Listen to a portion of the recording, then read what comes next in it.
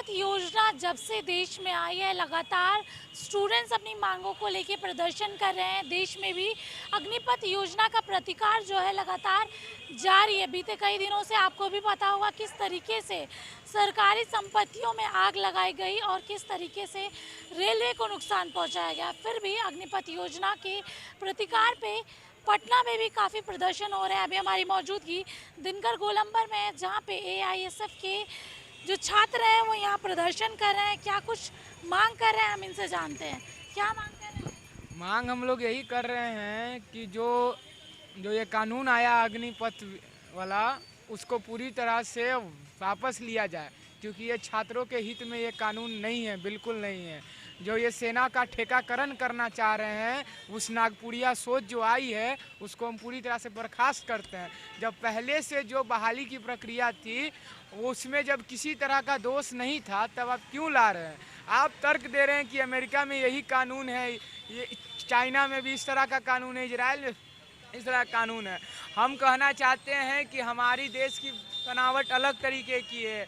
हमारा देश विविधताओं का देश है, यहाँ अनेकता में एकता है। आपको मालूम होना चाहिए, जिस अमेरिका सेना की बात कर रहे हैं, उसके जैसा युवा बनाना चाह रहे हैं। हमको उस तरह का सेना नहीं चाहिए, क्योंकि इतिहास में ये गवाह है कि अमेरिकी सेना ने आज तक कोई युद्ध नहीं जीता है। यहाँ तक कि वो एक छोटे मोटे तालिबान संगठन से जो युद्ध हार गई, वैसा सेना हमको भारत में नहीं चाहिए। जो पिछली जो बहाली प्रक्रिया थी, उसी के दम पे हमने कारगिल का भी युद्ध जीता।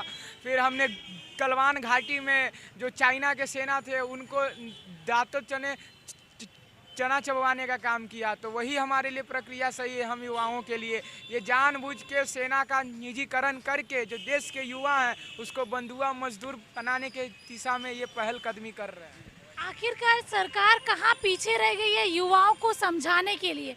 क्योंकि कई लोगों का कहना है कि युवा समझ नहीं पा रहे हैं अग्निपथ योजना। नहीं, इसमें समझाने की कोई बात नहीं, पूरा क्लियर है कि सिर्फ ये जो 4 इयर्स का प्लान लाया गया गवर्नमेंट द्वारा, मतलब एज ए सिटीजन अगर कोई भी अगर स्टूडेंट ना भी हो, तो वो भी आराम से समझ जाएगा कि पूरा तरह से ये गलत है पॉलिसी।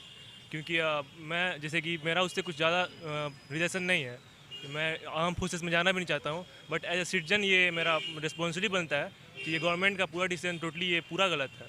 क्योंकि आप 4 साल के बाद करेंगे क्या? फिर ना आपके पास कोई स्किल होगी, और वहीं आप जो जैसा कुछ पॉलिटिशियंस बयान दे रहे हैं कि सिक्योरिटी गार्ड की जॉब देंगे, तो ये पूरी तरह से एक कैरियर को बर्बाद कर दिया जाएगा। इतना पढ़ लिख के सिक्योरिटी गार्ड की नौकरी करेंगे? नहीं, यही तो मेन प्रॉब्लम है कि उसके बाद करेंगे क्या हम लोग?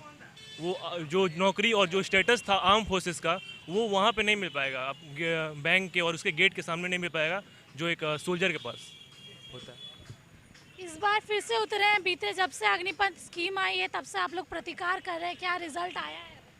देखिए, रिजल्ट तो होगा ही। हमारा यह स्पष्ट मांग है कि जब तक अग्निपथ योजना की विदाई नहीं हो जाती है, तब तक ये लड़ाई यूं ही जारी रहेगी। और इसमें ये 2 मिनट में ये आंदोलन ख़त्म हो सकता है। हम देश के माननीय प्रधानमंत्री से इस धरना के माध्यम से अपील करते हैं कि हमें सेना में जो पूर्व की भांति बहाली होती थी, वो अस्थायी बहाली, जिनका 15 वर्ष का जॉब करने का कार्यकाल होता था, वैसे पूर्व की भांति आप बहाली की घोषणा करें। और ये रोजगार विरोधी जो छात्रों को बेरोजगार करने की नीति जो है अग्निपथ, उसको वापस ले लीजिए। इसीलिए जब तक वो वापस नहीं लेंगे, हम लोग पूर्व के भांति पहले बिहार बंद में भी उतरे, 21 को भारत बंद में भी उतरे, आज धरना भी कर रहे हैं। और जब तक इस बिल की वापसी नहीं हो जाती, इसी तरह हमारा चरणबद्ध आंदोलन पूरे बिहार के अंदर और देश के अंदर हम लोग इस आंदोलन को खड़ा करेंगे। और सरकार को जिस तरह से किसान विरोधी जो बिल आया था लेने के लिए मजबूर होना पड़ा, उसी तरह ये देश का नौजवान इस नौजवान विरोधी बेरोजगार करने की नीति जो अग्निपथ है, उसको वापस लेने के लिए मजबूर करेगा। हमारा यह स्पष्ट मांग है कि सेना का निजीकरण और ठेका प्रथा के द्वारा बहाली नहीं होना चाहिए। ये देश के सुरक्षा के साथ खिलवाड़ है। और वो सैनिक जो 4 साल बाद आएंगे समाज के अंदर, वो एक तरह से समाज का अपराधीकरण बनेगा। अगर उनके पास जिस उम्र में उनको प्रमोशन मिलता है, जिस उम्र में वो तरक्की करते हैं, उस उम्र में वो घर बैठ जाएं, बाप अगर नौकरी में रहे और उससे पहले बेटा घर आ जाए, तो उस घर की और समाज की क्या स्थिति होगी? इस तरह से समाज का अपराधीकरण होगा और वो हथियार चलाए हुए लोग जब समाज में आएंगे तो उग्रवाद और देश में गृह युद्ध की स्थिति बनेगी। इसीलिए कहीं से इस देश के अमन शांति के लिए, देश के साझी संस्कृति, साझी विरासत जो है, साझी विविधता है, उसके भी एक खिलवाड़ है। आप इजराइल और अमेरिका की तुलना भारत जैसे देश से नहीं कर सकते हैं। भारत को विविधताओं में एकता का देश कहा जाता है। यहाँ के बहुभाषाई, बहुक्षेत्रीय, बहुधार्मिक, बहुजातीय लोग हैं और उन सबको एक गुत्थी में लेकर चलना है। और आप इस सेना का जो निजीकरण करके कुछ नहीं होने वाला है। आप वैसे भी ये जान लीजिए, ये साजिश जो है वो सेना का निजीकरण तो दूर की बात है, ये पेंशन बंद करना चाहते हैं। ये वही लोग हैं जो एमपी एमएलए हो जाने के बाद अगर कोई एक दिन एमपी बन जाता है, उसे जीवन भर उसको पेंशन मिला जाता है। मैं मोदी जी से यह आग्रह करना चाहता हूं कि अगर देश की अर्थव्यवस्था सही मायने में अगर सैनिकों को पेंशन देने से गड़बड़ा गई है तो मोदी जी आप देश के विधायकों, एमपी, मंत्री के सांसदों को पेंशन को बंद कर दीजिए। हम सहर्ष स्वीकार करने वाले हैं।